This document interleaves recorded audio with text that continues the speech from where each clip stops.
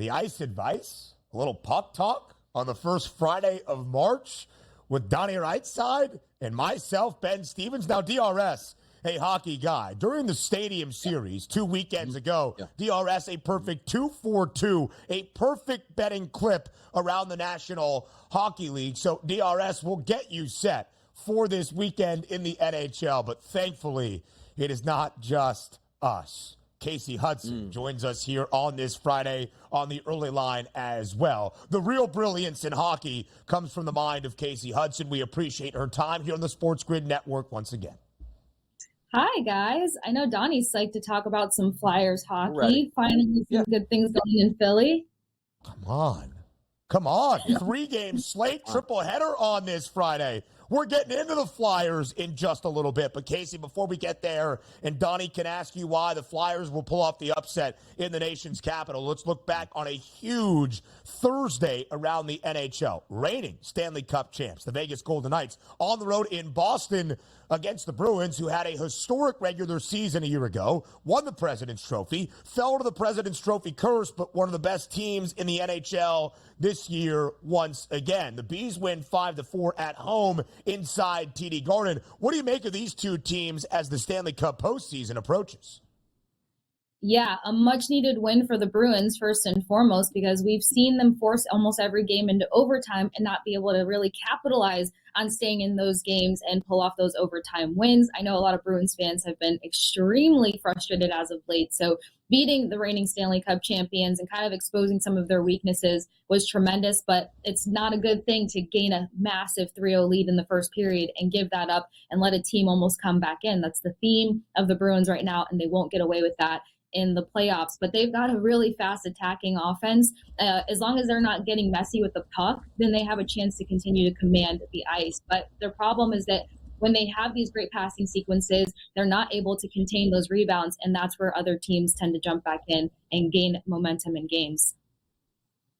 Previewed a game yesterday, Kasey, between the Avalanche and the Blackhawks. It was a monster favorite, closing over as a minus 300 price here, but they easily dispatched of the Blackhawks 5-0, which included Nathan MacKinnon, 2 points in that, which included a goal and an assist. Any takeaway from this game, or just as expected, the Avalanche was supposed to roll, and they did?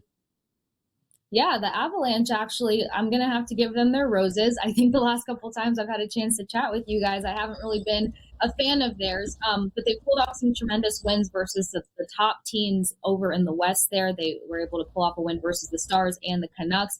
Look, scoring is not their problem. They just have weaknesses when it comes to their face-off circle. They have weaknesses when it comes to their defense. Goaltending has been spotty, as I've said all season long, but if it wasn't for Annunen last night, there's a couple goals that the Blackhawks would have gone, and it would have been a completely different game. Connor Bedard alone had well over 6 scoring chances. So that's just something to keep a close eye on when looking at this game, especially when it comes to playoff and Stanley Cup conversations. They're not protecting their back end well enough to compete, in my personal opinion. But when you've got Nathan MacKinnon posting 100 points, you got Mikko Rantanen right there behind him, and of course a great defenseman in Cale Makar, you're going to make waves, but I'm still just not sold on the Avalanche. A 2-point night for Nathan MacKinnon. He scored the 5th and final goal for the Avs. As I look at the score for the Maple Leafs and the Coyotes yesterday in Toronto, I would assume with 4 that Austin Matthews got 1, and sure enough, he did. Goal number 53 this year for Austin Matthews. So as we look at the Hart Memorial Trophy, known as the MVP in the National Hockey League, Austin Matthews now, Kasey, has surpassed Nathan MacKinnon as the betting favorite to win the Hart this year, plus 170. McKinnon's second best price, plus 210. Your guy, Nikita Kucherov, third best number for the Tampa Bay Lightning at plus 260. If you had to bet it right now, who is your pick to win the Hart? I have to stay with Kucherov. It's so tough because I say this and people immediately think I'm just jumping to team favorite. Nate MacKinnon has the storyline to win the Hart Trophy. He hasn't won it yet. He's overcome some massive injuries. He's bounced back as if nothing's ever happened before. So his tenacity and his ability to overcome that adversity should be recognized.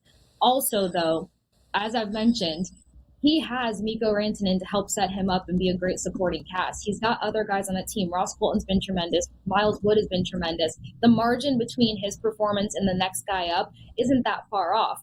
when it comes to Nikita Kucherov, he's responsible for majority of the Tampa Bay Lightning's points, hitting 100 points first, serving up those assists, also the form and fashion in which he's doing it. He doesn't have another guy in the top 15 in the league as his supporting character. Nathan McKinnon does. Connor McDavid does. Austin Matthews makes the same argument as Nikita Kucherov, but it's still going to be Kucherov in my opinion. Matthews is posting some serious sick goals, but his team's not really in any spotlight of contention right now. So I got to stick with Nikita Kucherov. The way they vote on this case, I think, is very important as well, because if you're taking a look at the points leaders, like Kucherov is at 104 points, only followed by Nathan McKinnon at 100 points. But is it just about goals? Because we know Austin Matthews leads the NHL with 53 goals, but he only has 78 points. You're looking at roughly, 25 or so points higher for Kucherov here. Did the assists get downgraded in concerns with the goals? Is that what we look at? I would think not, because as I said, I think a lot of people are going to lean towards Nathan McKinnon because he's due. I talked with Greg Wyshynski about it the other day, actually, and he was just kind of mentioning between the points that McKinnon's putting up and between the goals as well as assists and the fact that it's just kind of his time, it's an all-encompassing situation. So Nikita Kucherov kind of fits that category as well. When we're talking MVP, we're talking about somebody that can not only post goals, but create opportunities to generate offense, get those sticky assists going. Nikita Kucherov's brilliant when it comes to creating passing lanes. Nathan McKinnon is just as good when it comes to that, and he's a bit bigger. He's got a lot more size. He's got more physicality to his game. So I think versatility will play more into the MVP conversation. And Austin Matthews is great. The goals are great. But I think Nathan McKinnon and Nikita Kucherov and Connor McDavid kind of encompass it more. That's a great question. Only one that a hockey guy could ask in Donnie Wright's side, and of course a great answer from Kasey Hudson. A matchup last night, Kasey, in Dallas between the two top teams in the Central Division, one of the two divisions in the Western Conference. Dallas gets the win, 4-1 on home ice. They were booked around a -160 home ice favorite against the Winnipeg Jets. So now Dallas with the 2 points, 81 to lead the Central. Winnipeg 2 points back with 79, tied with Colorado after the big victory for the Avs on the road in Chicago last night against the Hawks. Do you consider, Kasey, both Dallas and Winnipeg true contenders out west? Not both. I was so high up on the Jets coming into this year. After All-Star break, they've just kind of been extremely inconsistent. Their defense has kind of been falling apart, and Connor Hellebuyck is so sick of being one of the strong parts of that team and having to come up in between the pipes consistently in order for them to have decent games. It's exhausting for a goalie. So they've kind of dropped off for me. The Stars are playing poetic hockey right now. They just have this way of attacking where there's always a guy behind them to control and manage the puck if they have a tendency to lose it. And that's how they beat the Jets last night. They just have this sweeping formation. As one guy comes in penetrating up the middle of the ice, somebody else is behind him to execute, and that's how they loaded up goals.